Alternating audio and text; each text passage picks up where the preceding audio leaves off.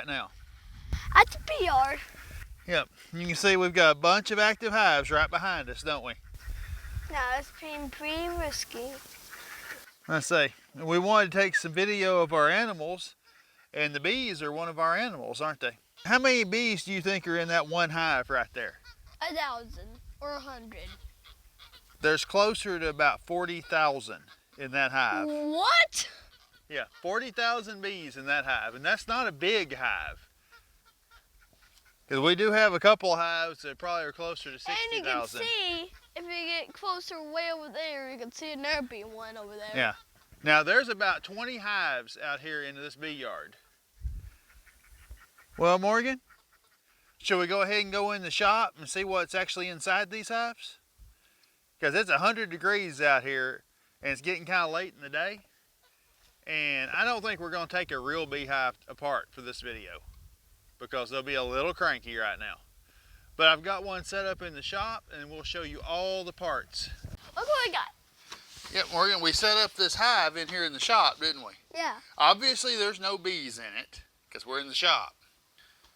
But we're going to use this to show you exactly what goes into these hives, because I know a lot of people have probably seen these going down the road, but you never really knew what was in them. So one thing we do, we even have these tags down here. You see this, Morgan? Yep. And that way we can keep records of what happens in each one of these colonies. Like I say, this would be colony 23, but right now it's empty. So let's go ahead and start disassembling. This top part is called a telescoping cover because it goes around the hive. You want to go ahead and take this off, Morgan? Yeah, but once you put bees in here, you have tons of honey tomorrow. Yeah. Well, it takes a little longer than tomorrow, but you also have to use a lot more equipment if you got bees. Now, on the telescoping cover lids, there's another inner cover in here. You want to show them what the inner cover looks like? Hold it up for them. What that's for is that telescoping cover wraps around. So if you didn't put that inner cover on, the bees could they do the thing called propolising, which is really sticky. You've seen me have to pry things apart before. Yeah. And it will stick the cover down. So there's no way to pry on that telescoping cover, so you have to use an inner cover like that to allow you to easily disassemble the top of the hive. Now, what's coming up next, these two boxes here are what you generally call your honey super. They're a medium-sized box. You want to go ahead and pull one of those frames out? Well, sit this one down. See, Morgan knows how to handle these. He's handled this stuff. Yeah, I handled tons of bees. Go ahead and pull this frame out. See, these have 10 of those frames in them. Yes, and they're so long you could have tons of honeys. Now, each one of these is going to weigh about probably 7 pounds when it's full of honey. So this works out to be somewhere between 60 and 70 pounds for one of these boxes when it's full of honey. Yep. That's the reason we don't put honey in these big boxes, because they'll weigh 90 to 100 pounds. And, well, we don't want to lift that. Got that one? Next part. See? Now this is the brood box. This is where the bees live. They lay their eggs. They store their pollen. Longer ones. And you see how much bigger these frames are. Yeah, you're going to show the comparison? You see, because this frame will hold about 7 pounds of honey. This one is 11 to 12 pounds of honey. Now the reason, a lot of times the honey doesn't go all the way across. That's the reason you never get max honey.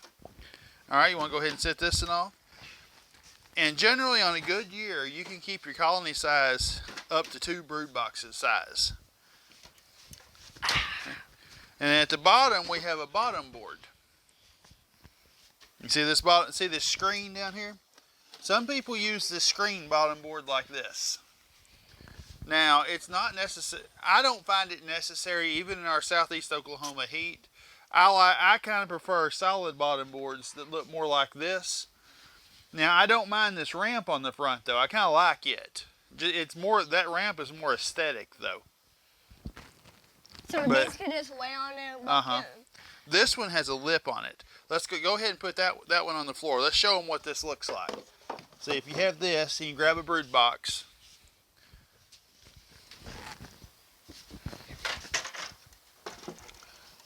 It'll look like this with this. It's not as fancy as that one, but the bees don't gripe. I've never had a bee complain that something didn't look pretty. This is All right. This is heavy. Now these hives are called Langstroth hives. But what happens if you put two?